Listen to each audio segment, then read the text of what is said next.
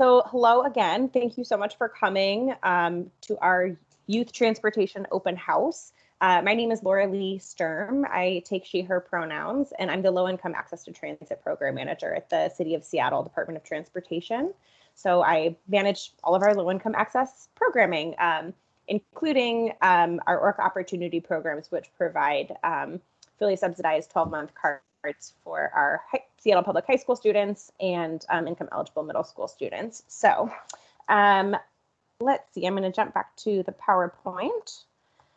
As we kick things off, I wanted to do a land acknowledgement. I want to acknowledge that we are on the traditional land of the first people of Seattle, the Coast Salish people, specifically the Duwamish people, past and present, and honor with gratitude the land itself and the Duwamish tribe.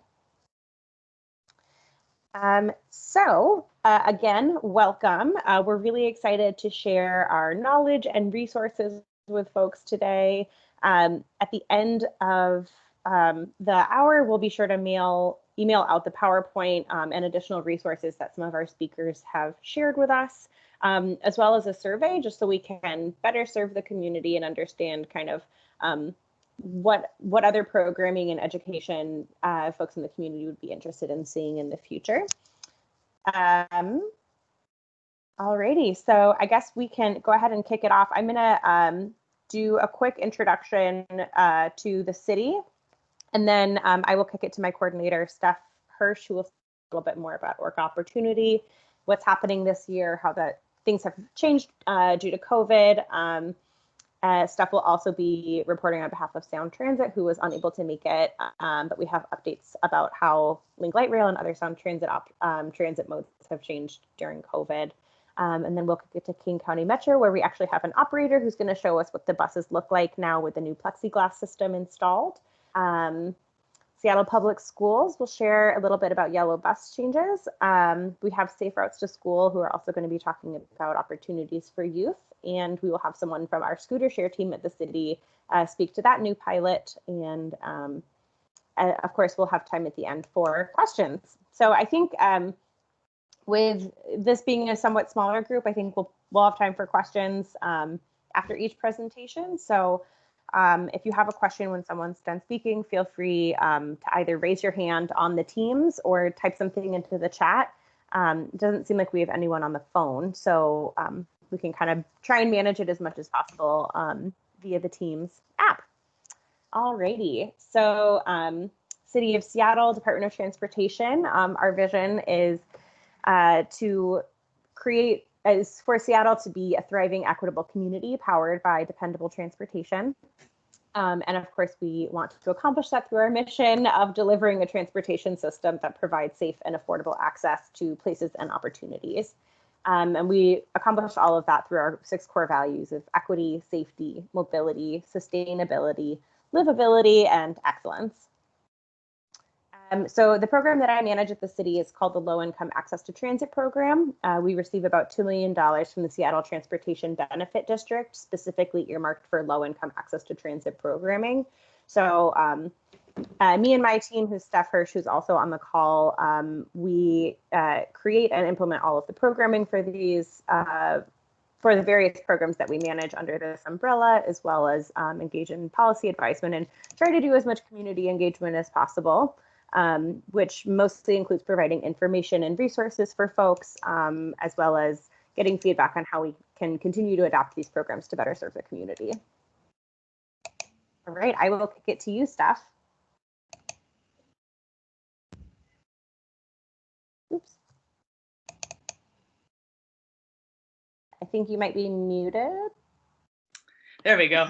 I said, hello, everyone. My name is Steph Hirsch. I take they, them pronouns, or just Steph. Just wanted to also let you all know that there's a huge game going on tonight, even though we're all here today talking about transit. The Storm are playing this evening. Maybe they'll win a 4th championship tonight. Maybe they will. Maybe they won't. I don't want to predict anything. This is being recorded. And I also don't want to make this a sports talk show. But at the same time, let's get the things rolling on with buses and Sound Transit and how we can provide better resources for you and your community, starting with ORCA cards and the basics of those ORCA cards. So before we get into the types of ORCA cards, just want to also say that ORCA is actually an acronym that stands for One Regional Card for All. So not only is it a wonderful, beautiful whale that we'll see in the Puget Sound or the San Juan Islands, but it's also representative of the transit that we use here. There are 4 different types of major cards that we use with ORCA. The first one being a standard adult card for ages 19 to 64, and they pay about $2.75 depending upon the mode of transit that they ride with ORCA. Regional Reduced Fare Permit Program is our senior and disabled rider program that we run, and we also provide $1 for each of those. Sorry, Laura Lee, I think that this just... Yeah, sorry. No worries. Technology is fun. All right, this will be good. No worries. So our Regional Reduced Fare Permit Program, like I said before, is for seniors over the age of 65 and people who are disabled between the ages of 6 and 64 who also need to ride with us. And those folks ride for $1. That is their subsidy. And then ORCA Lift is our low income subsidy card. With ORCA Lift, you can save up to 66% on all modes of regional transit, parking permits, and select park and rides. The ORCA Lift card is eligible for households' incomes that make under $7,354 a month, dependent upon the household size. Those folks are eligible for a $1.50 subsidy for their transit rides. And then why we're here today and what's important to us is these youth passes between the ages of 6 to 18. It's $1.50 to ride, and that's a flat fare for them. Youth cards in general are $5 for purchase. There is also a monthly regional rate that you could pay for $40 a month. Although we know that this isn't always the most accessible and affordable for all families, we do recognize that we want to serve as best as we possibly can with the programs that have been set in place and have been given to us. And there are also other ways to get an ORCA Youth Opportunity Card, and that I will discuss a little bit later about our programming. So these are the types of ORCA cards that we have for now. And I'm going to go and talk a little bit more about where you can go with these cards. And it's the types of transit with ORCA that you can have. There are 8 different agencies that use ORCA cards, whether that be King County Metro, Sound Transit, Pierce Transit, Kitsap Transit, Community Transit, Everett Transit, the State Ferry, and the Seattle Streetcar. You can ride any of those modes of transit with your ORCA card or with an ORCA card in general. So maybe for us here in Seattle, we're riding the King County Metro buses, whether it is the regular buses that you might see downtown or the C-Line Dion, as I like to see it right here, or just the C-Line on the Rapid Ride. Sound Transit, it also covers your Link Light Rail, covers the Sounder train, as well as the Sound Transit Express buses, which are a little bit different than the King County Metro buses, and you can see them indicated by white and blue versus maybe a yellow and a green, or a yellow and a red, or a yellow and a purple. State and Kitsap fast ferries are also eligible with your ORCA card, and the Seattle Streetcar as well, which you might see it down near First Hill or International District.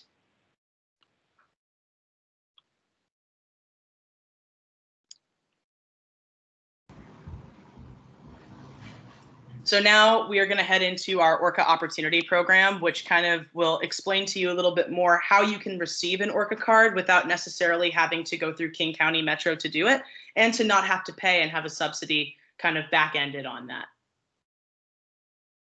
So the ORCA Opportunity Program is a fully funded 12-month ORCA card subsidy program to improve access to transit for various populations that we serve, whether we're serving in this particular conversation, right, high schoolers and income eligible middle schoolers, and then your Seattle Promise Scholars, which are students that were once SPS high school students and then now are in a scholarship type program where they receive their first 2 years tuition free at Seattle colleges.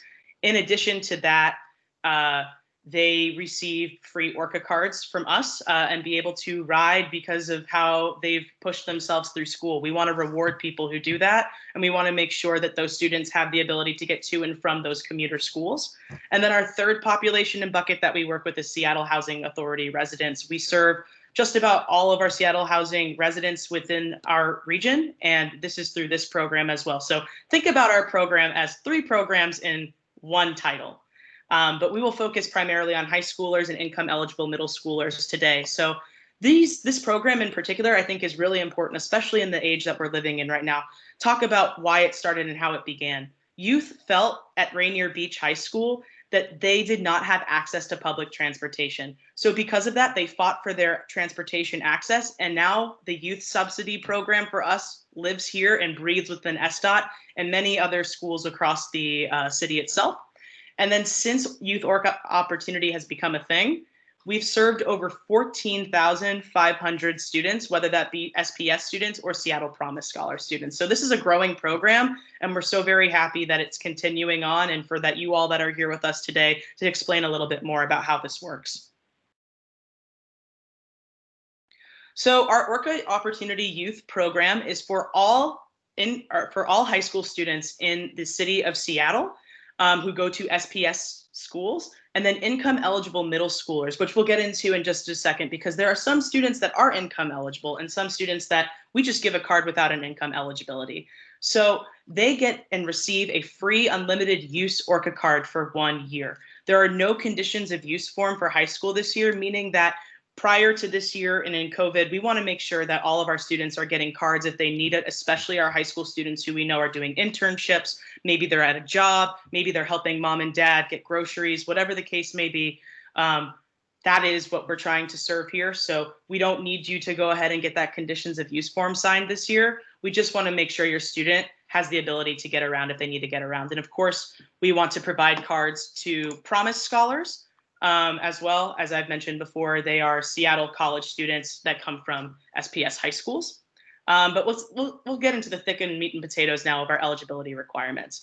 So for high school eligibility, all you have to do is go to school. If you show up and you go to high school, then you can receive a 12-month ORCA card for free. And this is because we're targeting that specific age demographic, right? As we're moving through and trying to make sure that they understand how to navigate themselves through transit. And this is a great age for them to begin that. So that's why we start with everybody here getting one. If you are interested in receiving a card and you go to a high school, we want you to go ahead and use the email that is provided at transorca@seattleschools.org. We have a lovely coordinator named Rosa Gonzalez who takes all of those requests, and she will make sure to get you the cards that you need. But this is where it gets a little bit tricky. So for our middle school eligibility, we have two different types of ORCA cards. We have the district card and we have the city card. What this really means is that the district is paying for a certain portion of these ORCA cards, and that the city is then paying for a portion of these ORCA cards. And this is dependent upon income and distance from school. We'll get into that in just a second. Briefly, and from an overall sense, they must live 0 to 2 miles from school without access to yellow bus service. So if you have access to yellow bus service, you should not apply for this ORCA card. However, we do understand that during this time, we're going to need transportation if yellow bus isn't in service. So with that being said, we want you to make sure that you can go and reach our website for an application if you need it for middle school eligibility at www.seattle.gov/transit/ORCA opportunity/youth. And if you feel that you qualify potentially in these two buckets, our applications are available in Mandarin, Somali, Vietnamese, Spanish, and English.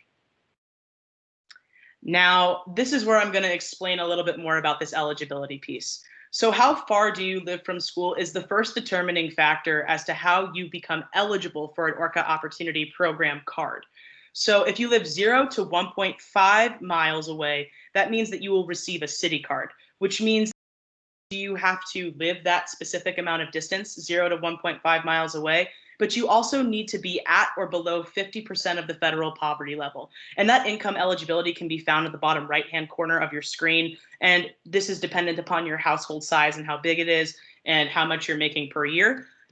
If you do meet this requirement, your student is qualified for ORCA Opportunity, and we want to serve them. We want to make sure that they're here and that they're ready to go whenever they are ready to do so. So please go ahead and find and complete that application at the website that I said previously to this, and then email orcaopportunity@seattle.gov. So that's if you have a city card. So let's say you would have a district card. This means that you live 1.5 to 2 miles away. You do not need income eligibility for the district to pay for your card. So you qualify for the ORCA Opportunity Program. It's as easy as that. All you would have to do is send an email to Rosa at trans@orca@seattleschools.org to have your ORCA card sent to you. And then this is the not so fun part about this. If you live 3 miles or more away from our program and from schools in general, then you would not qualify for an ORCA youth card through our ORCA Opportunity Program. However, you do qualify for a regular youth pass, as what I had mentioned before, which is a $5 pass, and it would be either a pay-as-you-go system or a month-to-month card, and that would be through King County Metro. We've provided here the contact information for them, and you can go ahead and reach out to them if you have any questions about being able to provide a youth ORCA card for your student. With that being said, it does seem like we have a smaller group, but do we have any questions so far? I know that I explained a lot. This program has some, kinks and quirks to it, and I want to make sure that everybody who has a question about it could be answered.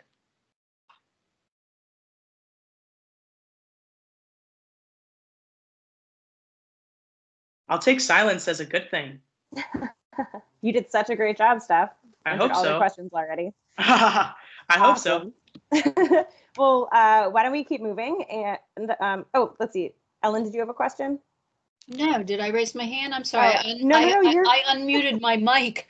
I thought you just unmuted yourself to start chatting, and I was like, oh, that's great. Go for it. No worries at all. Perfect. Well, thank you so much, Steph. And as we're going through other stuff, if folks do have a question about this material, we'll absolutely have time at the end. Great.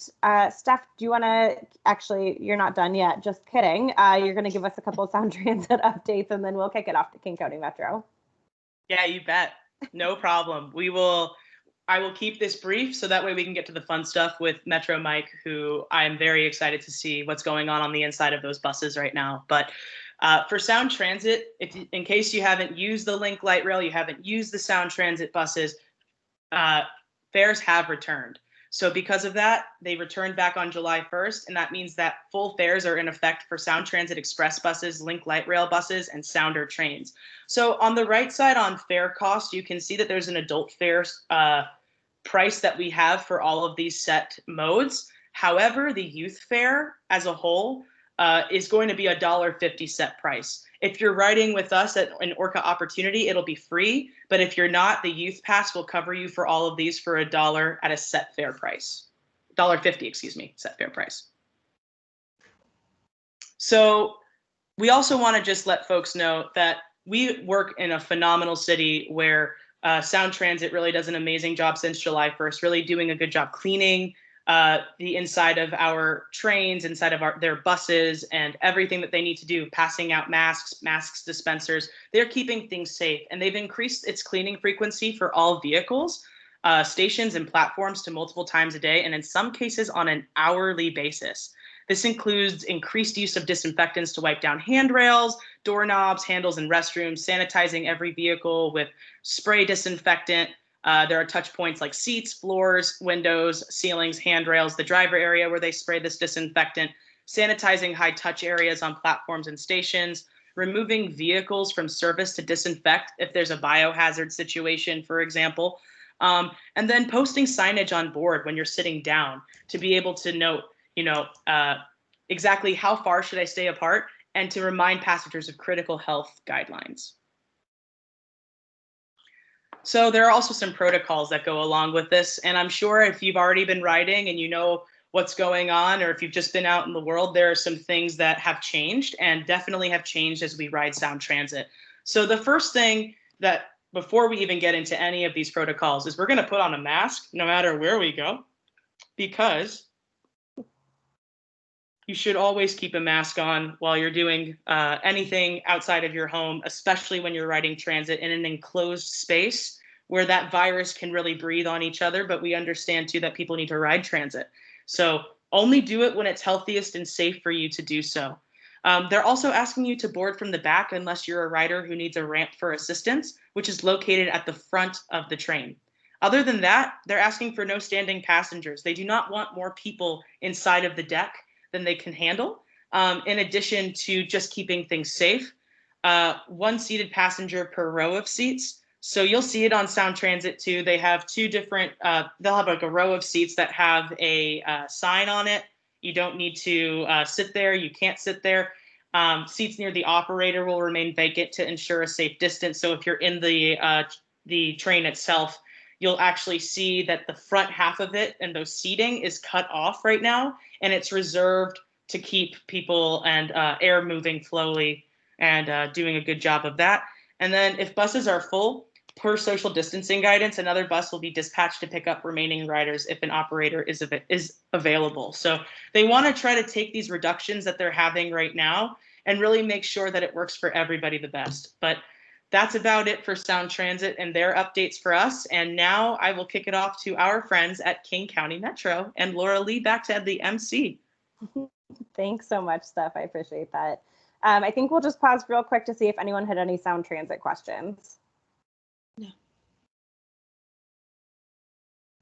All right, moving on then. I'm actually going to stop sharing my screen so that we can kick it to Metro Mike, who we have, who's actually on a Metro bus right now and can show us a little bit more about what the new protocols are like during COVID. So Mike, thanks for joining us. It's my privilege. Moving forward together, folks. Everyone calls me Metro Mike. I use he, him pronouns. I'm here right now I'm going to, just for you folks to know, when I'm around people, but we're on social media. I mean, we're on, not Zoom, but micro team. I'm using virtually, I'm with you. So I'm by myself, so I'm going to take off my mask, but I got my October mask with little spiders. But to communicate better with you folks, just let you know I'm by myself, and I'm on a coach right now in Central Base Operations. I use he, him pronouns. Metro Mike is my name, and it's my privilege to move people where they need to go. City, moving forward together. Some of the things that I'm going to show you, I'm pretty excited and proud. I'm going to turn the radio off, make sure that doesn't go on while I'm talking. So first off here, I'm going to show you a little bit about where I'm sitting. I'm in a coach.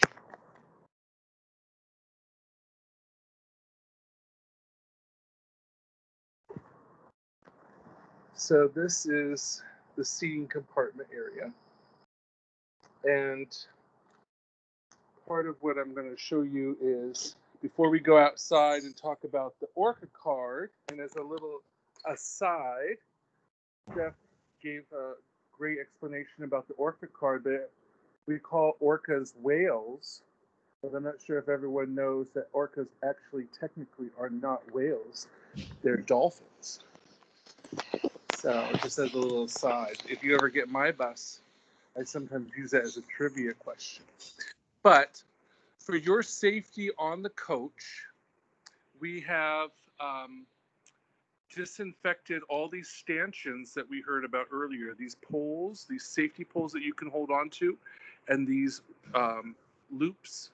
These are for you to hold on to balance yourself and to get you where you need to go. These are called stanchions.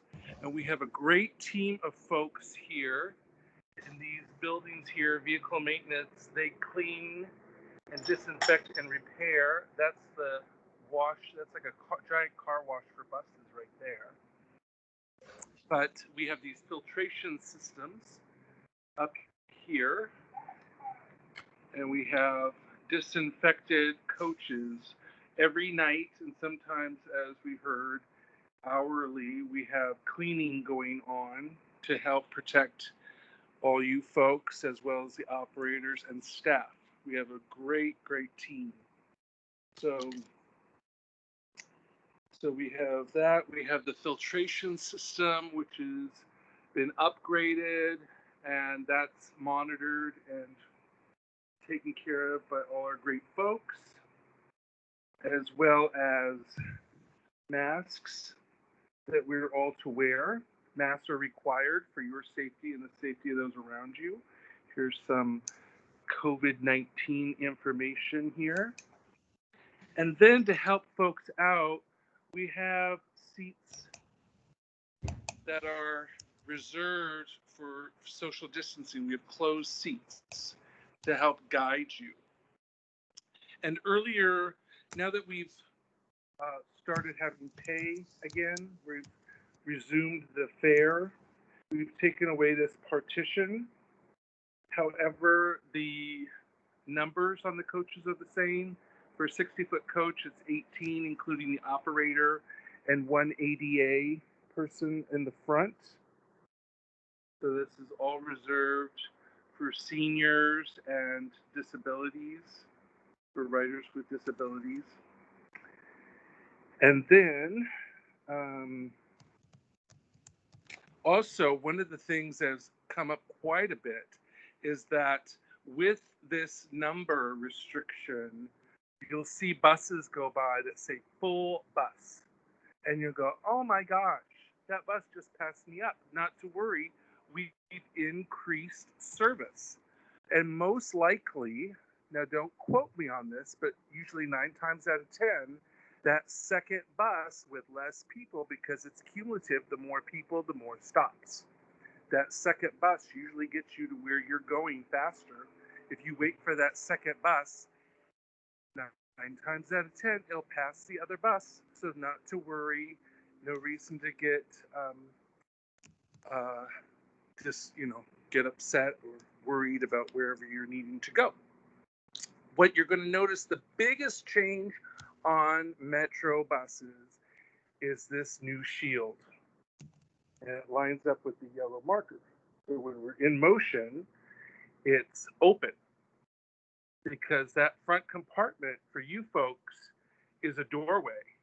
But for people like Metro Mike, like myself, that is a window. And safety is paramount with Metro. Safety, service, schedule. So that this area is all closed off. So that is the biggest change. So now with what's going on the inside to help safeguard you folks, and now that we've reinstated fare, I'm going to put on my safety vest and go outside.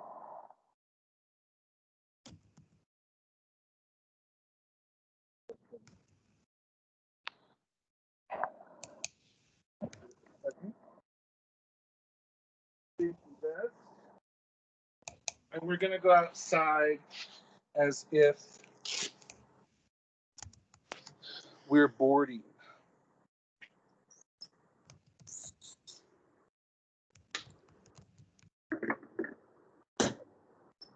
So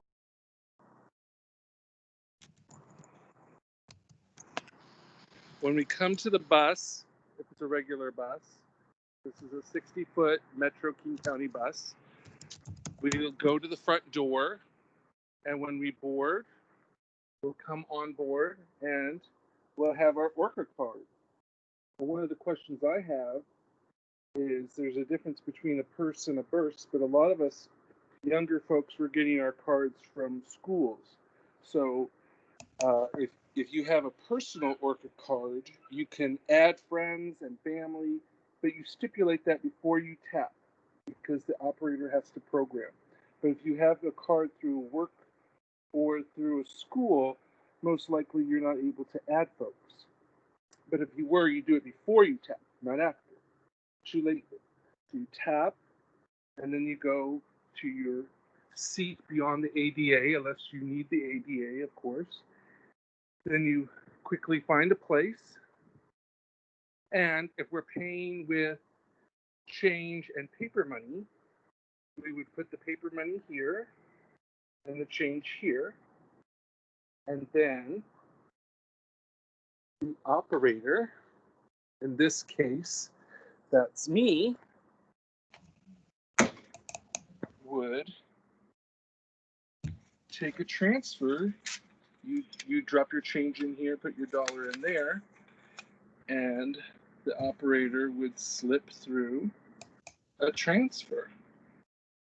And there's no touching. Then you would pull your transfer from the other side. And that's yours to keep forever and always. Now, one of the things I wanted to talk about is rapid rides. Rapid rides are very interesting because on a rapid ride coach, this is a metro coach, but we have red and yellow coaches.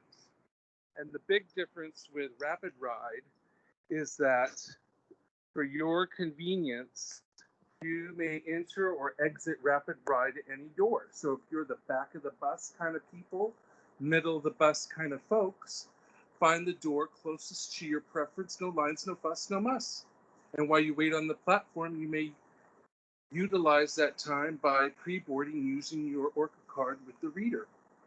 And those pesky transfers, keep those pesky transfers safe in your pocket or purse. No need to show the operator. That's me. If and only if a fair enforcement officer boards the coach, and if she, he, or they requests to see proof of purchase at that time, then thus do so. Otherwise, sit back, enjoy the ride. It's rapid ride, the rapid, safe way to ride. So with that, folks, Dr. Jeff. oh, there's Dr. Jeff. Let's listen to that. King County requires that you wear face coverings over your nose and mouth on King County public transportation while on board. Please wear a face covering to protect your operator and your fellow passengers. Thank you. So again, folks, I'm by myself. So for communication purposes, I'm going to take my mask off. But I just wanted to say that that we're ready when you are. I want to encourage people that if that when you do travel on the coach, that you wear a mask, and if you're not feeling well, stay home.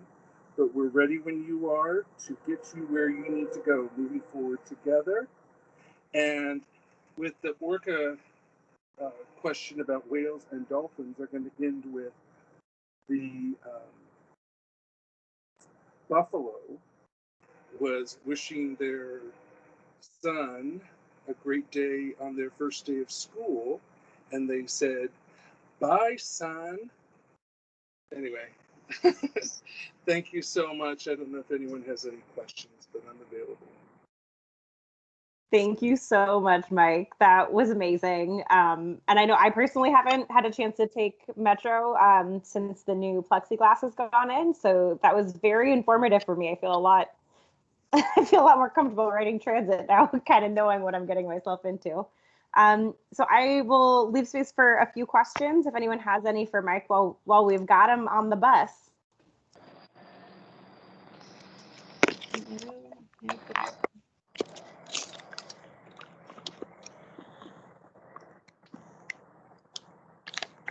All right, Mike, you just knocked it out of the park. No one has any questions. So I'm going to go back to sharing my screen. I had my question about the person burst. So as an operator, we don't know a lot about ORCA. So we know about safety, service schedule, and getting you where you need to go. But some of the questions I have in regards to ORCA that I get from the public is the distinction of person burst. Is anyone able to answer that question? You said person verse? Purse and burst, like a burst. So my understanding, what I understand is that with some ORCA cards, they're assigned to certain people. So like a youth from a school or work location, and you're not able to add folks. But if you have your own personal account, this is my understanding, so I want to be corrected. If you have your own personal account that you've put money onto that card, then you can add 3 youth, 1 senior, 2 disabled. Mm-hmm. You can do what you want with that card. So when you get on board, you say, operator, I got 3 youth, 1 disabled, and 2 seniors. And then we go, boop, boop, boop, boop, boop. Yeah, no, that's exactly right, Mike. So the cards that we give out through ORCA Opportunity are preloaded with a free pass. And so a lot of folks don't actually know this, but if you add money to the card, it cancels the automatic pass and it cancels the 12-month free program. So that means we have to issue a replacement card.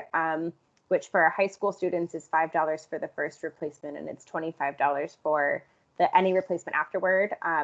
If a student received a middle school card through the city funded program and they're income eligible, they don't have to pay for a replacement card.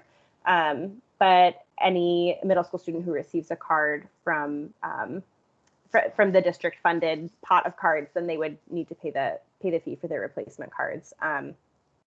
So yeah, I think that's a great question. And so with those passes, a downside is if, you know, a friend is with you and they don't have a card, you can't pay for both of those on the pass. It's a one-person entry every time. But if you have a personal card, so for folks who maybe are living more than 2 miles away from a school, only have yellow bus service, and they get the King County Metro Youth Card, depending on how much money is on their e-purse, they could, in theory, pay for their friend to join them on the bus. That's a great question. Thank you so much. Appreciate All this. right. Okay. I'm gonna, if there's no other questions, then I'm gonna go ahead and reshare my screen, and I'm gonna kick it to the Safe Routes to School group.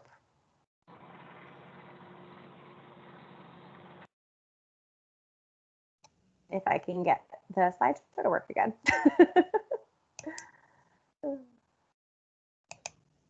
Okay, awesome. Polly, I'm gonna kick it to you. All right, thanks, Laura Lee. I don't know how I'm supposed to follow Metro Mike's excellent presentation, and I don't have any jokes or a cool spider mask, but I do have some safe routes to school information for everyone. So I'm Polly. I use she, her pronouns. I work on the Safe Routes to School team at SDOT. And just to give you a little bit of background, Safe Routes to School is a national movement to make it easier and safer for students to walk and bike to school. And we seek to encourage more kids to walk and bike to school and improve safety in areas around schools for students who walk and bike. So a few resources that I want to call everyone's attention to. One is that Seattle Public Schools is providing breakfast and lunch available for all students, parents, and guardians at 40 different locations around the city. And those meals are available Monday to Friday from 11:15 a.m. to 1:15 p.m. And you can find those exact locations and a really great interactive map to find which location is closest to you at seattleschools.org/resources/student_meals. And it will show you more details about each school lunch site. And then there's also additional meal offerings at some of the locations, so you can find more details there. Another couple more resources that we have. We just launched our SDOT's COVID-19 emergency grant for Safe Routes to School. And so this is a really great grant program that we have up and running. I encourage people on this call to apply on behalf of schools that you're involved with. And basically any individual affiliated with a school can apply, including students, PTA organizations, teachers, principals, and you can receive up to $1,000 for eligible resources. So pre-COVID, that used to mean things like flags for crossing the street, safety patrol vests, bike helmets, things like that. And we are still funding those things and have also expanded our program, our grant program, to include things like face masks, hand sanitizer, and other more COVID-related things that students might need walking around their neighborhood, because we know that Seattle Public School students aren't attending school in person at this time, but we still hope that they're walking and biking for recreation and to explore the neighborhoods around them. So things that this grant can fund include things like our wayfinding lawn signs, or you can make custom ones with the grant money that you receive.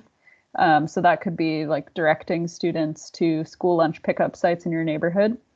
Also things like bike helmets, face masks, hand sanitizer, similar to the lunch pickup site, pop-up tents, or a place for outdoor learning if that ends up being something that SPS approves, and other regular things like safety patrol vests.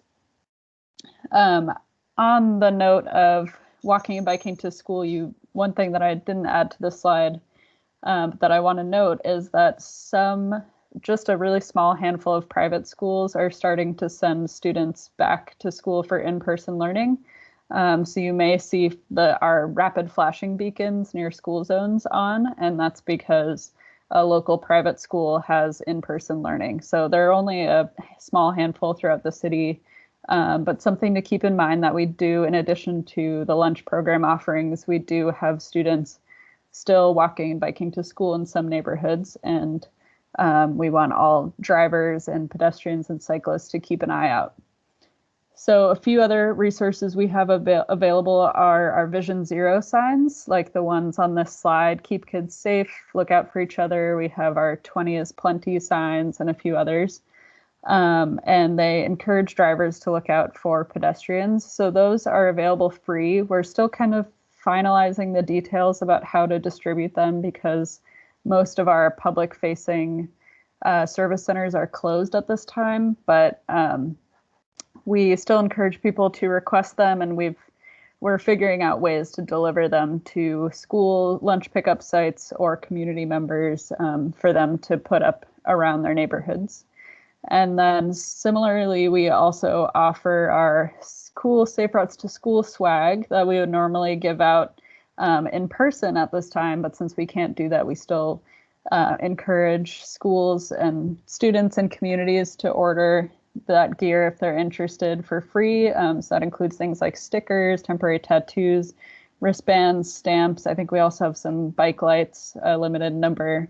But if you have a way to distribute those, maybe at the school lunch site or in another low, no contact way, socially distant way, then we're happy to work with different schools on distributing those materials.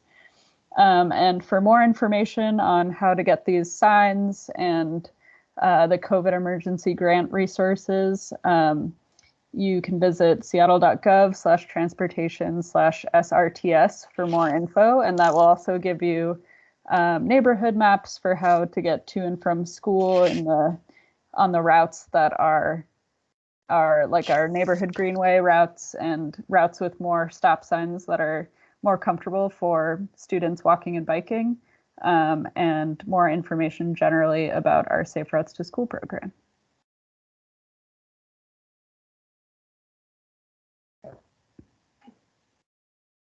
Awesome. Thank you so much, Polly. Do we have any questions for Polly about Safe Routes to School?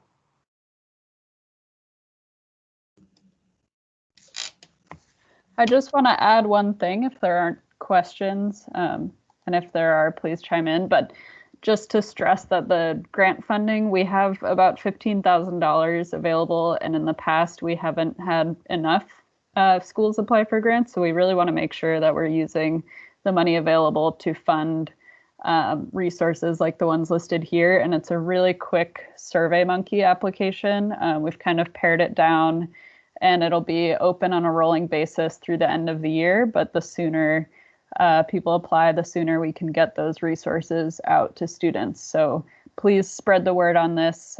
We have a recent blog post on the SDOT blog that gives a little bit more information. And then I will also put my email address in the chat here if anyone wants to reach out for more information. Amazing. Yay. Thank you so much. And if folks think of more questions for Polly, we will have a little bit of time at the end as well. And so now we have our last group. If I can get the slide to change again. We have a scooter share update. So Stefan, I'm going to kick it to you and tell us a little bit about what's happening with scooter share in the city. Sure. These are some great presentations. I'm going to keep my audio off, not my visual off, because I am working on a low bandwidth internet connection, and I don't want to lose this. So yes, my name is Stefan Winkler, and I use he, him pronouns. I work on the scooter share and bike share programming. and with a specific focus on assuring that we are providing safe and affordable, accessible and reliable, convenient service to the city.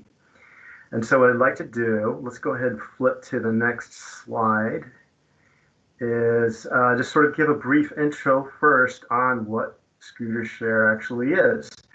I'm pretty sure everyone that is watching this knows what scooter share is because it's been around the country for a bit, but some folks might not know the different form factors that it takes.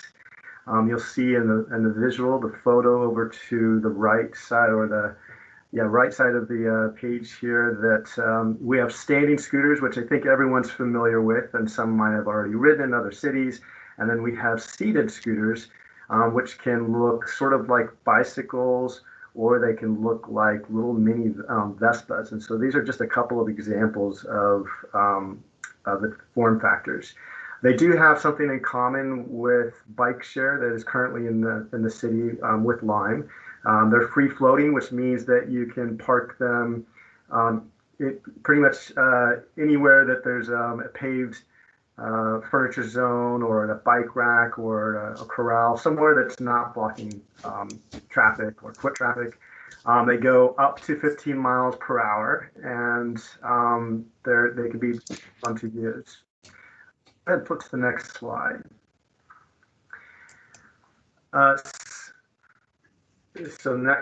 There we go.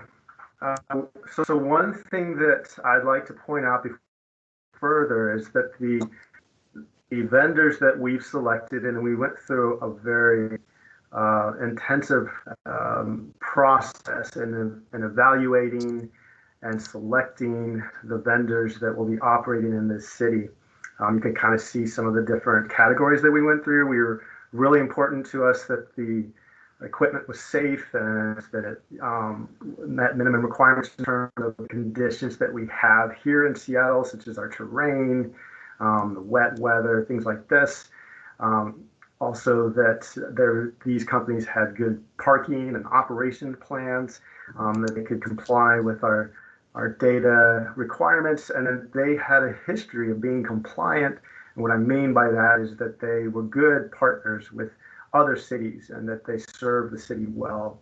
Now, these three vendors that we've chosen, you're familiar with Lime because Lime is here now. They had bikes, e-bikes in the city for a bit, and you are now seeing standing scooters around the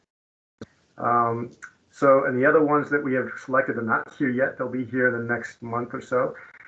One of them is a standing company called Link, and the other one is a seated company called Wheels.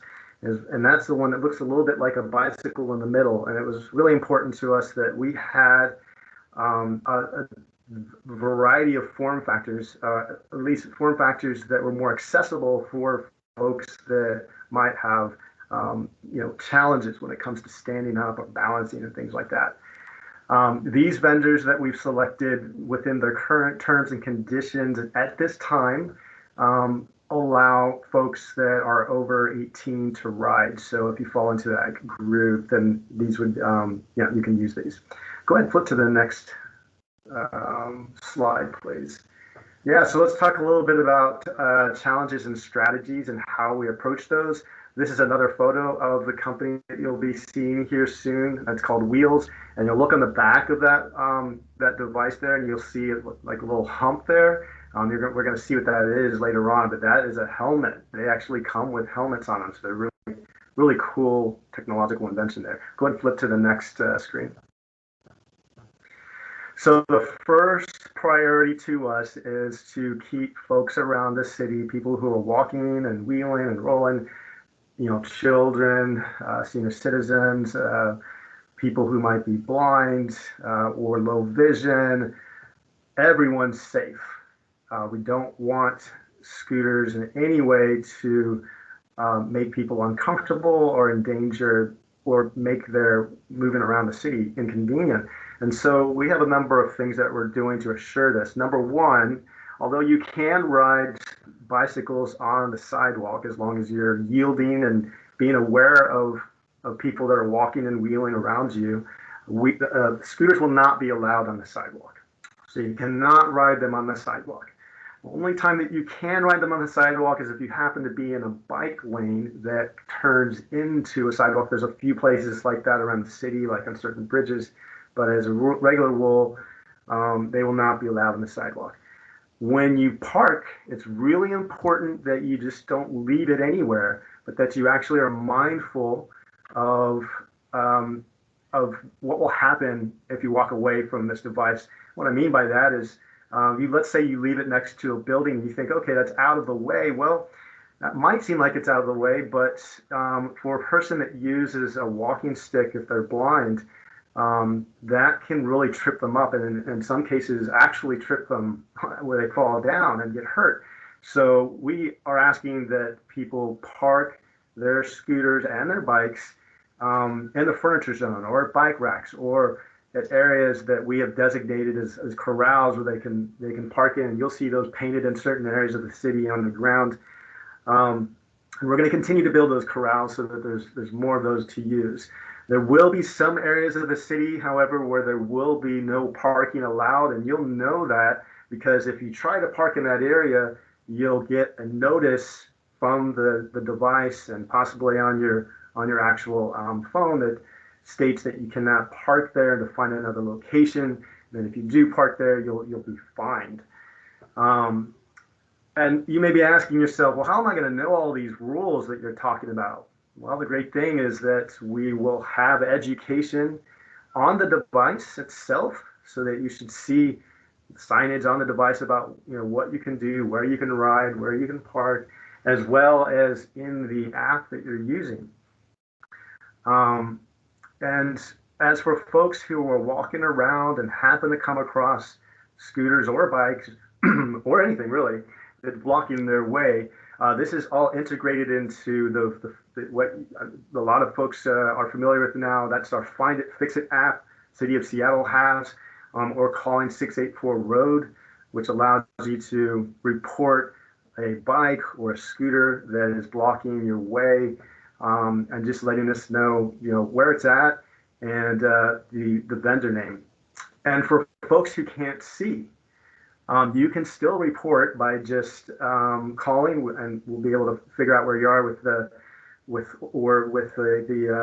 by using the app. We can see through there as well. There will be Braille in the same position on all of these devices, so that if you need to kind of figure out which brand it is, you can just touch that area. And then finally, we will be out there on a regular basis to assure that folks are following the rules, parking correctly, and if parking correctly, we'll be fining not only the vendors, but we could also be fining the people who are using it and not parking it correctly. So here we have protection of riders. Riders are allowed, as I said earlier, to park or to ride in bike lanes, on public paths, or sidewalks that are part of bike lanes, and on roads that are 25 miles per hour or less. One other thing that we've done to assure that riders are safe is that for your first ride, it will not be at the speed of 15 miles per hour. It will be decreased to 8 miles per hour, and that will ensure that you have a little bit of practice before it kind of speeds up and you can get more comfortable with using it.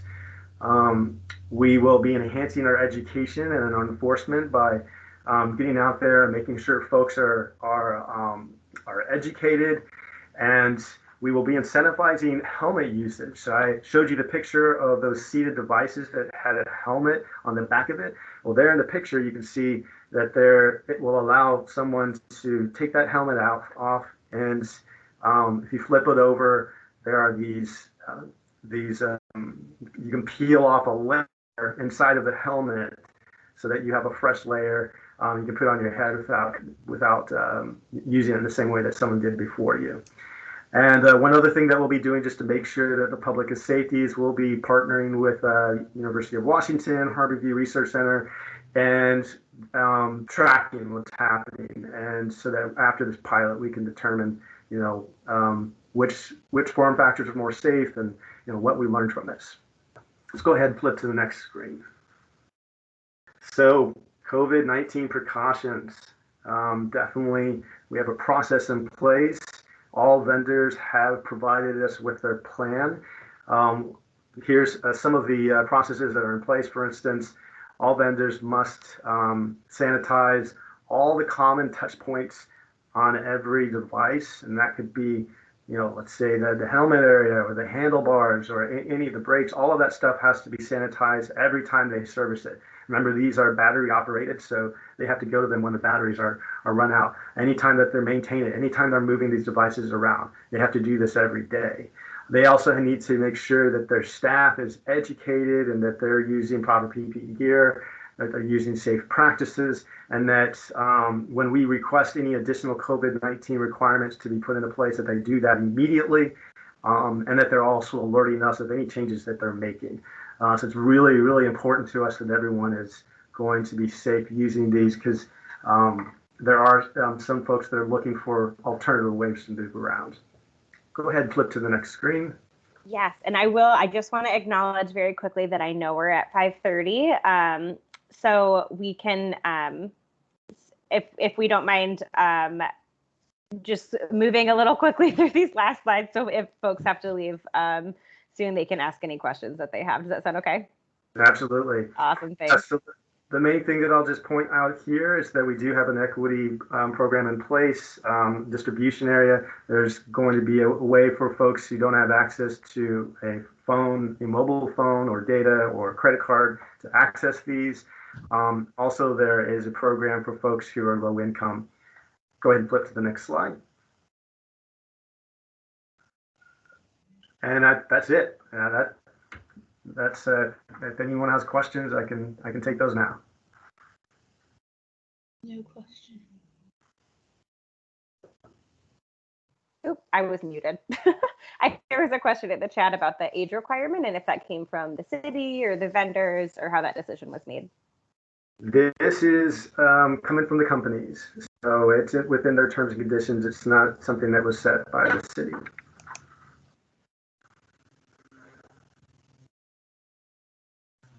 Awesome. Thank you so much, Steph. I know we are exactly 2 minutes over, but I just wanted to open it up for everybody. If anyone had any last questions about any of the presentations that have happened today.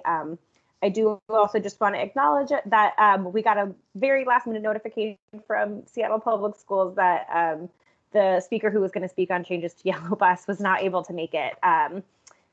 So I do apologize for that, and we're going to make sure that at the end of this, I'll send out the recording, the PowerPoint, so that you all have access to additional resources, and we'll try and get as many updates as possible about changes to Yellow Bus service to include in that. So on that note, I will open it up. Since it's a smaller group, feel free to just unmute yourself and ask any questions that you might have. No question. Hi, Lauralee. Hey, can we get access to this PowerPoint, and how do we do that? Yes, great question. I'm going to send out an email likely tomorrow, and it'll include the recording, it'll include the PowerPoint, and so many folks shared so many great resources that we've compiled those resources into like a little cheat sheet with like easy clickable links, and so that'll be in the email as well. Perfect, thank you. Of course.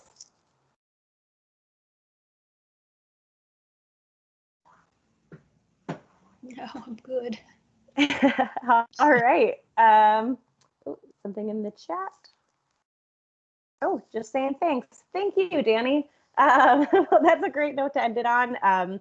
Again, in the resource sheet we'll send out, we have all of our contact information. So if you have additional questions, please feel free to reach out. We really are here to serve community and make sure that you all are feeling comfortable with all these different processes and changes. So thank you again, stay safe, and have a great rest of your evening. You too. Thank you. I wanted to Thanks, close everybody. with the sound of an ORCA card.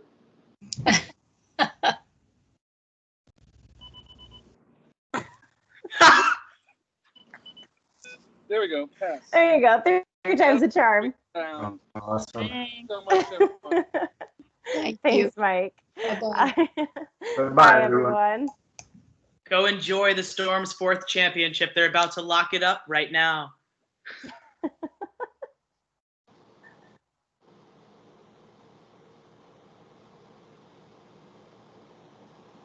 Okay. Oh, I should stop recording. How do I stop recording?